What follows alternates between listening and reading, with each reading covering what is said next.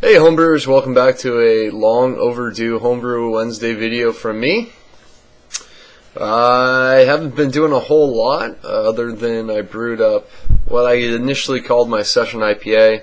It's just a big hoppy pale ale, I guess you'd call it, 5.2%, all American hops. So anyway, I have that on draft right now. I'm not going to really take a look at it right now, but it's a big grapefruit bomb of a beer, big grapefruit citrusy notes on it. So just West Coast style IPA, big time. But until I carry on further on with this vlog, I'm going to open up this baby. It's from Jameson. This is his chocolate oak tree, chocolate honey brown ale. He shipped this to me a while back. So what have I been up to? I just brewed the one beer. I checked on my barley wine in my oak barrel.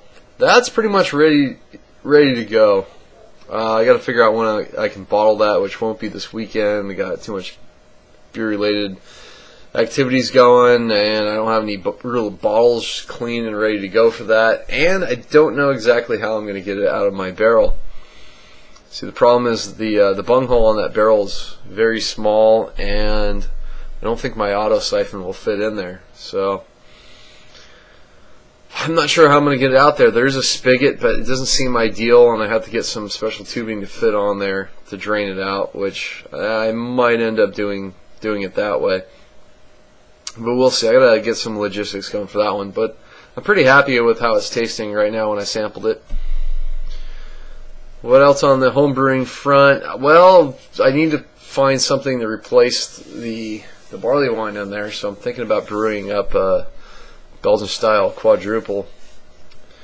I had this quad recipe for a while. I want to try it, see how it comes out, and then probably throw that one in the oak barrel next, just because I've been hearing good things about the La Trappe oak aged quad, and that definitely interests me. A bottle of Boulevard bourbon barrel aged quad. I haven't tried it yet, but barrel aged quad just sounds like it would work, and I want to give it a try. So that might be my next project.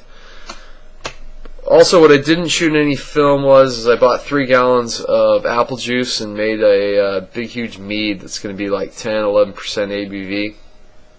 Used some dry wine yeast, just added 2 pounds of sugar to a 3-gallon batch, so that pumped the ABV up. Did a pound of corn sugar and a pound of turbinado sugar just for something different.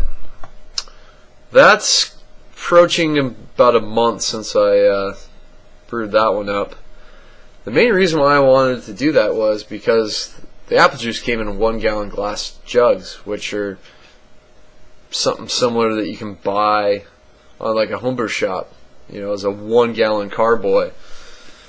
Well, I thought, well, it'd just be cheaper to do it this way, and I get a cider out of it, so that's what I did. I'm going to use these 3 1-gallon glass containers to start doing some sours. I'm going to probably brew up a 3-gallon batch of maybe a lambic style sour, and then maybe do some yeast variations between the 3 different fermenters, or I'll keep the yeast the same and 2 of them will get fruited, and then I'll keep the one straight unblended, unfruited lambic. I don't know, we'll see.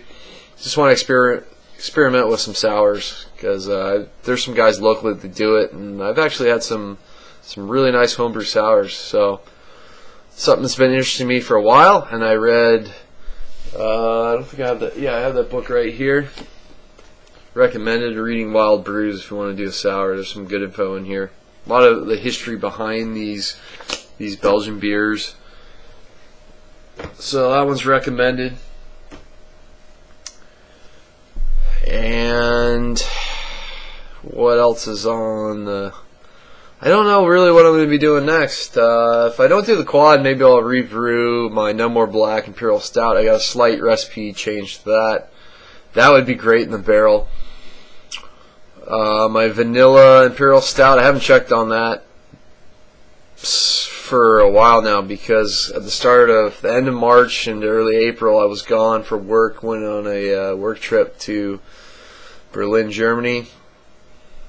Got a few days in the city to kind of walk around, drink some beers. Then we went out to further up north, countryside, for the work portion of it.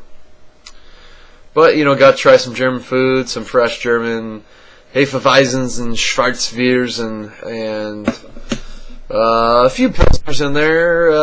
Got to try the red syruped Berliner Weiss, so that was interesting, kind of sweet. Brought back some bottles of the green syrup, which is the Woodruff syrup one, and just the original, I assume, unsyruped, hopefully very tart version, because the one I had wasn't very tart. Had a little bit to it, but it was pretty fruity. I don't know, it wasn't really the season for Berliner Weiss there, so I don't know if they have more options come summertime or not.